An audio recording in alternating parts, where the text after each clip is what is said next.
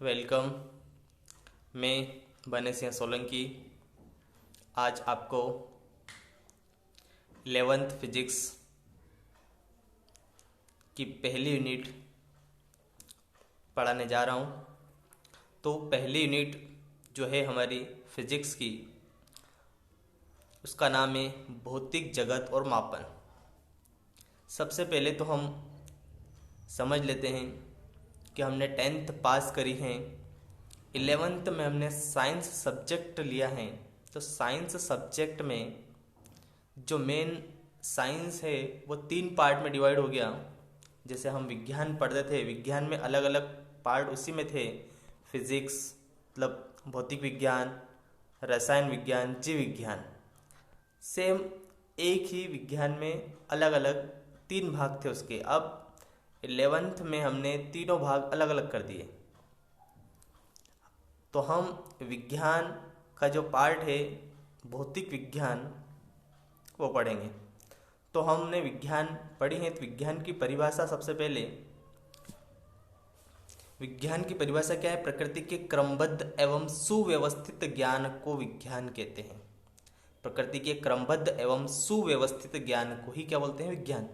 विज्ञान की प्रमुख शाखाएं, वैसे तो बहुत सारी शाखाएं, लेकिन प्रमुख शाखाएं 3 हैं जो हम पढ़ेंगे: भौतिक विज्ञान, रसायन विज्ञान और जीव विज्ञान। अब भौतिक विज्ञान, रसायन विज्ञान तो कॉमन है, यदि हम मैथ्स लेते हैं साइंस के साथ तो जीव विज्ञान नहीं आती हम। तो विज्ञान के 3 पार्ट है: भौतिक विज्ञान, रसायन विज्ञान और जीव विज्ञान। हम फिजिक्स के अंदर क्या पढ़ेंगे?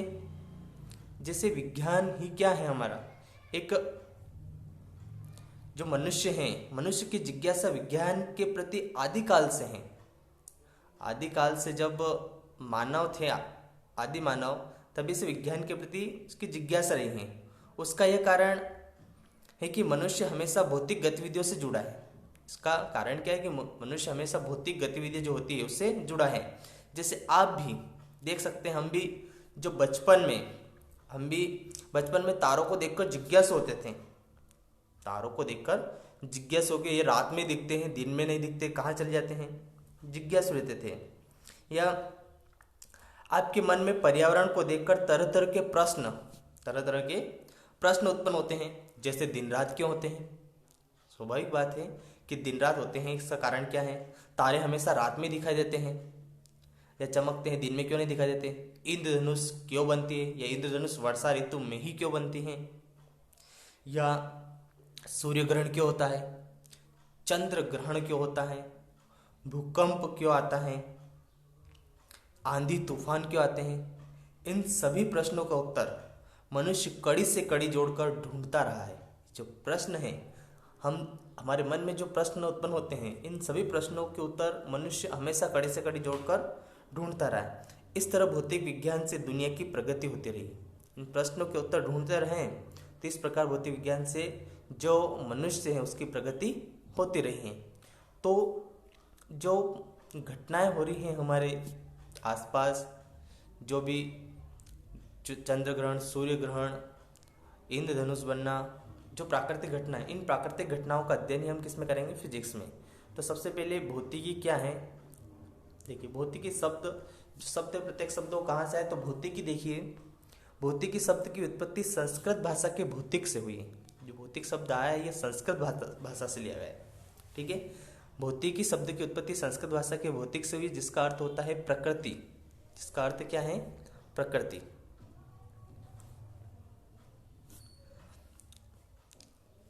और संस्कृत जो भौतिकी शब्द है वो संस्कृत भाषा का शब्द भौतिक से हुई, जिसका अर्थ है प्राकृतिक। क्या होता है?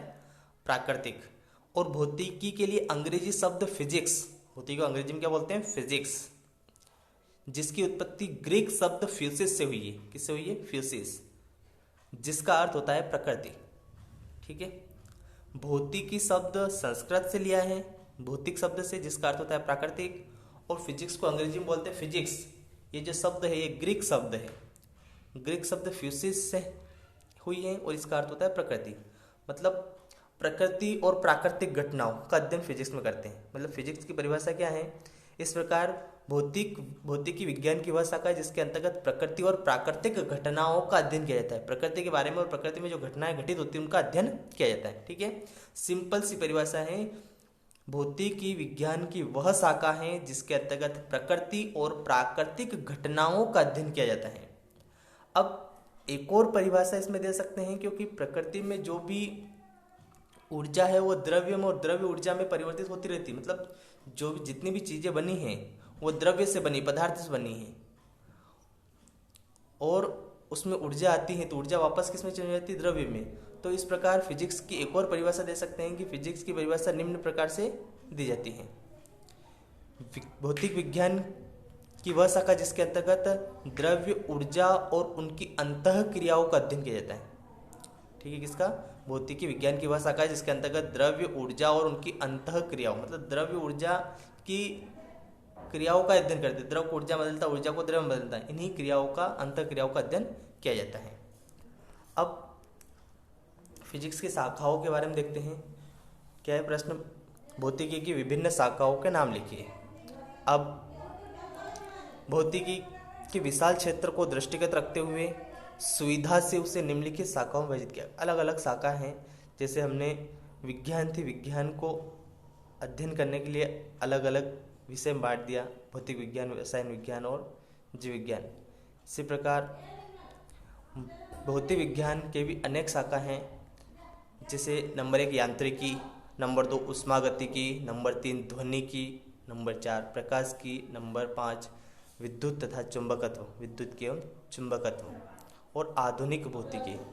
अब इसमें जो यांत्रिकी जो है यंत्र गति के बारे में अध्ययन करते हैं, उष्मागतिकी उष्मा के बारे में अध्ययन करते हैं, ताप, ध्वनि के बारे में अध्ययन करते हैं, जो ध्वनि है हमारा,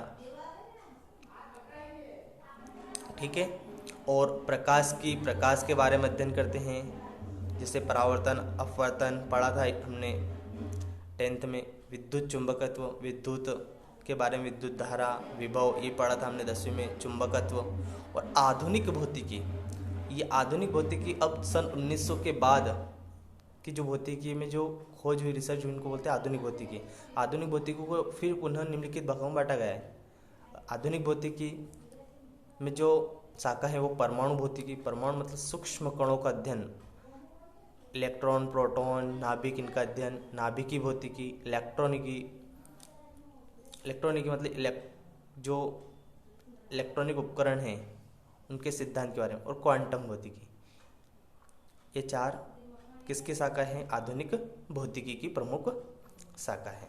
तो ये अलग अलग जो यांत्रिकी, उष्मागतिकी, ध्वनिकी, प्रकाश की, इनको हम 11th में 12th में पढ़ेंगे एक एक टॉपिक। अब प्रकृति में मूल बलों का संक्षिप्त टिप्पणी लिखिए। अब मूल बल कौन कौन से हैं, प्रकृति में 4 मूल बल होते हैं, गुरुत्वाकर्षण बल, विद्युत चुंबकीय बल, प्रबल नाभिकीय बल और दुर्बल नाभिकीय। जैसे बल कोई हम देखते हैं कि पृथ्वी हमें इसकी ओर आकर्षित करती है, हम पृथ्वी पर खड़े हैं तो गुरुत्वाकर्षण बल के कारण कोई वस्तु ऊपर फेंकते वापस नीचे आती है तो वो बल लगाती है पृथ्वी। तो निम्नलिखित प्रकृति में 4 बल हैं।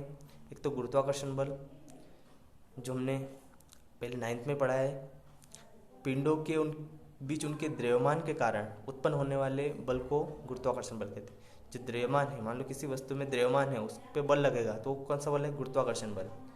विद्युत चुंबकीय बल, पिंडों के बीच उनके आवेश के कारण उत्पन्न होने वाले बल को विद्युत चुंबकीय बल बोलते हैं। आवेश मतलब जिसको विद्युत धारा उत्पन्न होती है, उसमें आकर्षण या प्रतिकर्षण बल उत्पन्न हो जाता है। तो पिंडों के बीच उनके आवेश के कारण उत्पन्न होने वाले बल को विद्युत चुंबकीय बल कहते हैं। अब होता है प्रबल नाभिकीय बल, मतलब नाभिक के भीतर प्रोटॉन, न्यूट्रॉन और प्रोटॉन के मध्य लगने वाले शक्तिशाली आकर्षण बल को प्रबल नाभिकीय बल कहते हैं। सबसे शक्तिशाली ब्रह्मांड में जो बल है वो है प्रबल नाभिकीय बल।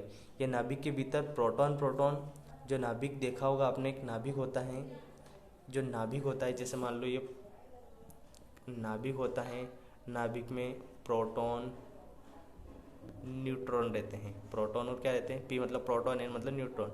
और जो इलेक्ट्रॉन रहते हैं वो इसके चारों ओर गति करते हैं। ये इलेक्ट्रॉन, ये इलेक्ट्रॉन, ये इलेक्ट्रॉन क्या करते हैं, इसके चारों ओर गति करते हैं।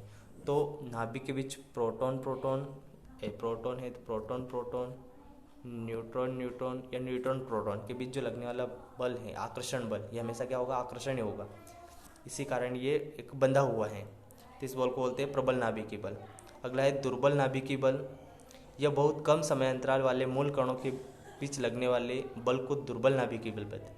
मतलब ये बहुत कम समय के लिए लगता है, बल हैं उनको आसानी से अलग किया जा सकता है। आसानी से जो कण हैं उनको अलग, जैसे इलेक्ट्रॉन है, किसी इलेक्ट्रॉन नाभिक से बहुत कम बल से बंधे हुए रहते हैं, तो उनको आसानी से अलग किया जा सकता है। तो ये दुर्बल नाभिकीय बल बहुत कम समय अंतराल के लिए बंधे होते हैं। तो ये प्रकृति में बल हैं, जो बहुत सारे नियम हैं, ये हम इसमें पढ़ेंगे। सबसे पहले हमने आज क्या पढ़ा है कि विज्ञान क्या है। विज्ञान की अलग 3 शाखा हैं, भौतिक विज्ञान, रसायन विज्ञान, जीव विज्ञान। उसके बाद हमने भौतिकी की परिभाषा पढ़ी।